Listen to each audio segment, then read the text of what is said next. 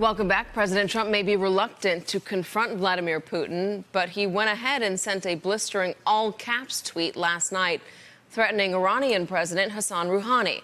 Quote, to Iranian President Rouhani, never ever threaten the United States again, or you will suffer consequences, the likes of which few throughout history have ever suffered before. We are no longer a country that will stand for your demented words of violence and death. Be cautious.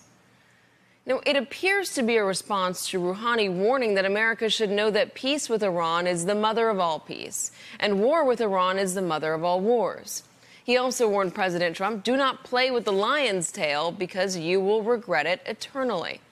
The president's tweet is part of an administration-wide escalation of rhetoric toward Iran. It came after Secretary of State Mike Pompeo gave a blistering speech comparing Tehran's government to the mafia. So what is behind this strategy? Why suddenly escalate tensions with Iran? I'm joined now by Richard Haass, president of the Council on Foreign Relations and author of A World in Disarray.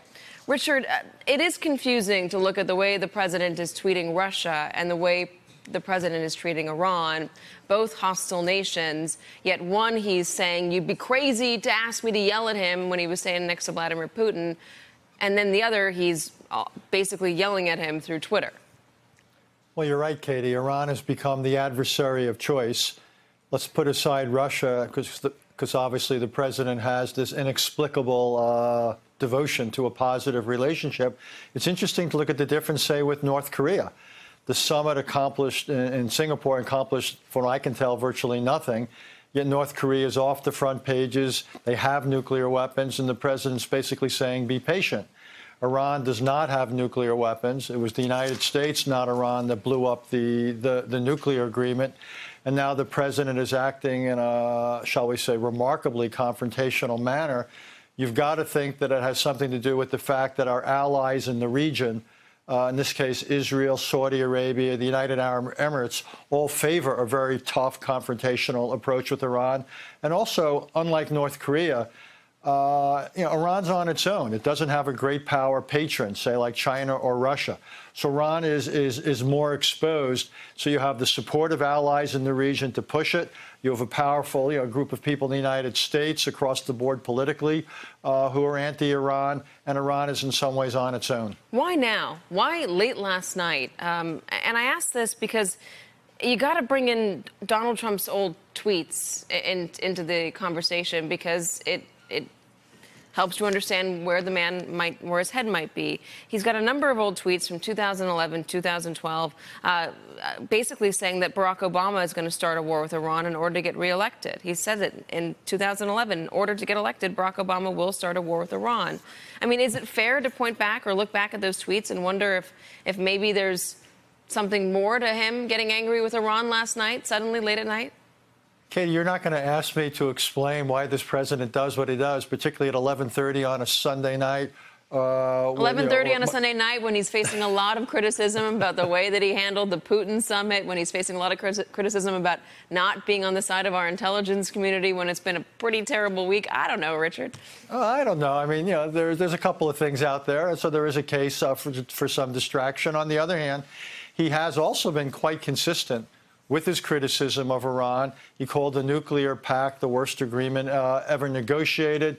As you pointed out in your intro, the Secretary of State gave a very tough speech in Iran, essentially calling for such fundamental political change, it's almost tantamount to regime change.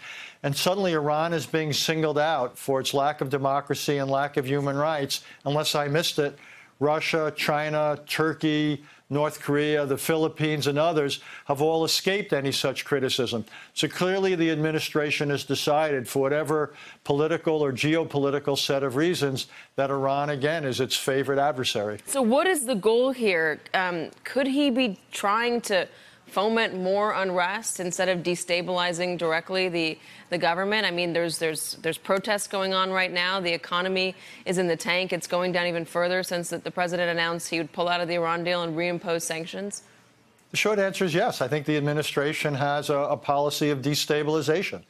Again, you look at the Secretary of State's speech, which was brutal in its denunciation of Iranian leadership, associating them with corruption and in a very detailed way, essentially siding with various opposition elements. The administration doesn't have a way of fighting back against Iran and Syria, doesn't have a very effective way of fighting against Iran in Lebanon or in Yemen.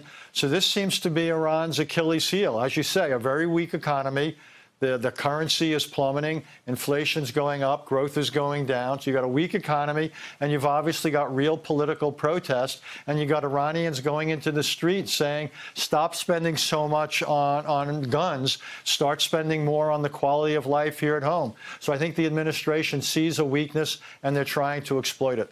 How much could this have to do with how frustrated the president is reported to be when it comes to North Korea, and how North Korea has not been keeping up their end of the bargain and nothing has come out of it? Well, he should be frustrated over North Korea, but he should also even be more frustrated with his own policy towards North Korea. He set out an impossible goal, I would say, or an unrealistic goal, rather, of denuclearization, claimed he accomplished it when, in fact, he had not. And every day that goes by shows the gap between the administration's rhetoric and the reality. So he's frustrated with North Korea. He's on the defensive with Russia. He's launched a trade war, which I think threatens a lot of the gains that have been made in the markets. So there's Iran. And again, almost by a process of elimination, you get the sense that the administration has decided this is their best chance to do something big in foreign policy. Do they want to negotiate with Iran? Is that even a desire?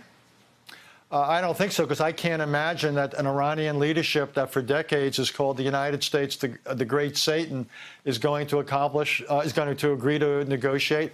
And I think the gap between the two sides is so fundamental. I'm not sure what the negotiation would be about. So, no, I don't think this is a bid to negotiate. I don't think this is another North Korea. I think this is an attempt to put real pressure on Iran. So either Iran says uncle and agrees to all sorts of things in a new nuclear agreement they weren't prepared to agree to before, or failing that, and will likely fail in that, I think this is an attempt to destabilize the government.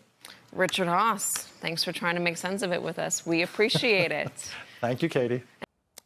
Hello, YouTubers. If you're watching this, it means you've checked out our channel, so thank you. Now do me a favor, subscribe by clicking on that button down there. Click on any of the videos to watch the latest interviews and highlights from MTP Daily and MSNBC. You can get more Meet the Press content every morning in the First Read newsletter. If you're tired of content that you don't know anything about where it came from, you don't have to have that problem with us. NBC News, MSNBC, MTP, and the Meet the Press mindset right here for you on YouTube. Subscribe now.